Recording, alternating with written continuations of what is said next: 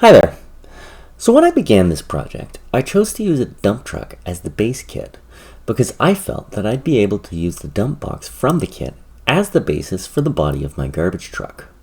Now it's time to put that theory to the test. I started with this piece by cutting off all the vertical ribs and then replacing the top surface with styrene. I then glued this piece to the sidewalls that came with the kit and added an extension piece to add height and length to the sidewalls. I needed to have a slight curvature to the wall, so to achieve this I built up an underlying structure, gluing strips of styrene into place along the center line. I then began to apply the surface panels, first gluing the bottom edge, then the middle, and finally the top. After that, I glued together several layers of plastic strips and attached it to the rear end of the wall.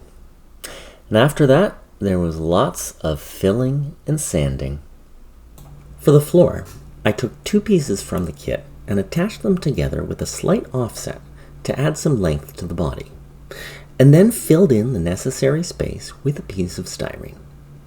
I then added a support piece using parts cannibalized from the kit to stabilize the walls once they were in place.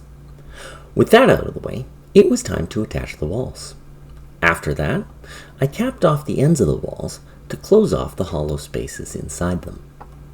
Now this is probably a good time to mention that this truck will feature a split stream body and is designed to collect two different types of material. In this case, garbage and organics. The garbage side will be on the left and will be partially covered so that you can see how full the truck is getting. The organic side will be fully covered because the less we see of that, the better. Now, since it will be possible to look inside, we're going to have to build a partial interior. The part we're going to be building is what's often called the wall. Now, as the truck is loaded, the wall is pushed farther back until the truck is full and it reaches the end. Then, when it's time to dump, the wall is pushed forward, thus expelling the waste. The reason for the wall's curved slope is to allow waste to smoothly slide off at dumping time. After building the basic structure, I used a piece of thin styrene to make the surface of the wall, cutting an indentation in the upper section to allow room for the hydraulic cylinder. I then glued it into place and attached a plastic tube in the opening that I cut earlier, and then glued styrene pieces on either side to ensure that it was securely held in place. Once the wall was complete, I spray painted it blue, and then added some dull metallics and a few quick oil washes. This didn't need to look perfect since it was only going to be partially visible, but a little bit of effort does pay off. After that, I attached a piece of plastic over the upper half of the body, and then, after masking off the opening, I glued the wall into place. Now it was time to make the roof. I started with a piece of plastic that I'd cut to size, allowing a slight overhang at the front of the body. Since the top was going to be curved in the same way as the sidewalls were, I built up a ridge along the center line and a pair of shorter support pieces on either side. Now I feel that this time around, adding the panels went much more smoothly, so I guess that means that my earlier practice had paid off. Underneath the overhang, I started to build a framework, using angled pieces of styrene to build out the final shape. Once I was satisfied, I began to glue an outer skin in place, following the contours of the sidewalls. After that, I added some wires and pipes at the front of the body. First, I added some cables leading from what I think is a fuse box into the rest of the truck. At first I used actual wire, but quickly switched to thin styrene rods when I found that they were flexible, kept their shape, and were easier to glue onto plastic. I also needed to make the pipes that carried coolant and hydraulics into the body of the truck. For this, I used some slightly thicker evergreen rod. This is truly wonderful stuff, and you can bend it pretty much any way you want. I found it very easy to work with. After some bending, I drilled a couple holes into a piece of plastic, fed the pipes through it, and used that as a bracket to hold two of them in place.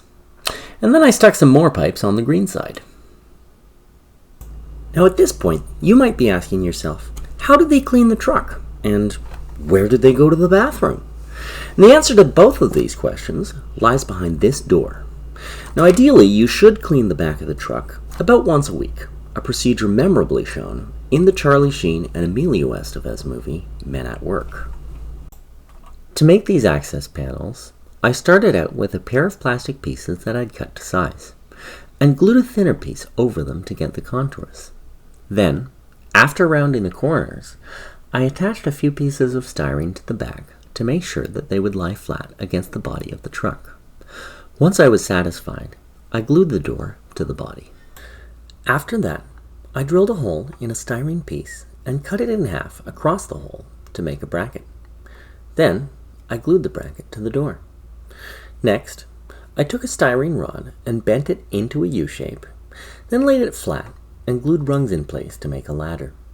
Then I hung the ladder in position to get the placement of the hinges correct. Once I was satisfied with that, I used some 1/35 scale tank parts to make hinges for the door. Now I needed to make the part that the tailgate hooks onto when it's closed. I started by cutting this shape out of styrene and then drilled a hole into it. Then I test fit the piece with styrene rod and then attached it to the body of the truck. Now some trucks have a pin that prevents the tailgate from popping open, but this truck is not going to have that feature. You can call that foreshadowing. Then I attached some wires and cables and stuff, and this is probably a good point to move from body construction to terrain. When I left off in the previous video, I had modeled the basic contours of the terrain. Now the first order of business was to add some texture. I started out by using some Tamiya texture paste, a step that in hindsight I could have probably skipped. Then I filled in some gaps between the pavement and the shoulder with some modeling paste. Next came the gravel. I spread some matte medium over the shoulders and then sprinkled industrial absorbent over it.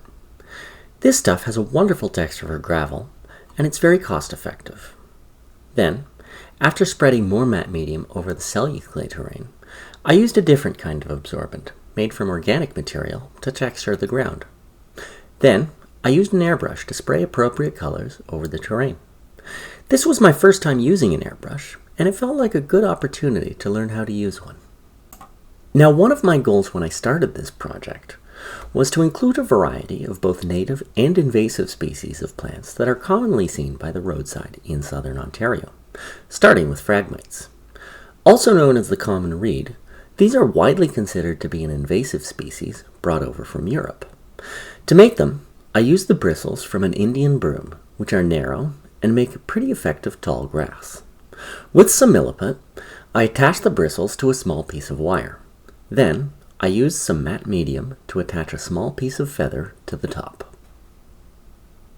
Bulrushes, or cattails, are a native species that you can see everywhere. To make them, I formed the corn dog thing on the top out of milliput, and then used some more broom bristles to make the leaves.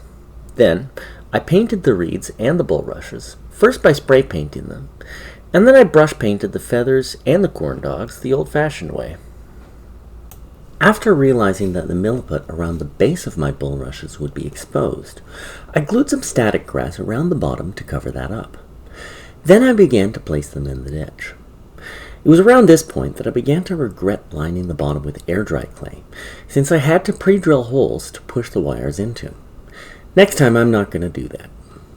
Following that, I glued some static grass, and then after that, added some more broom bristles. The idea here was that by adding enough reeds, I could show that the ground was wet, without having to use any resin pour effects.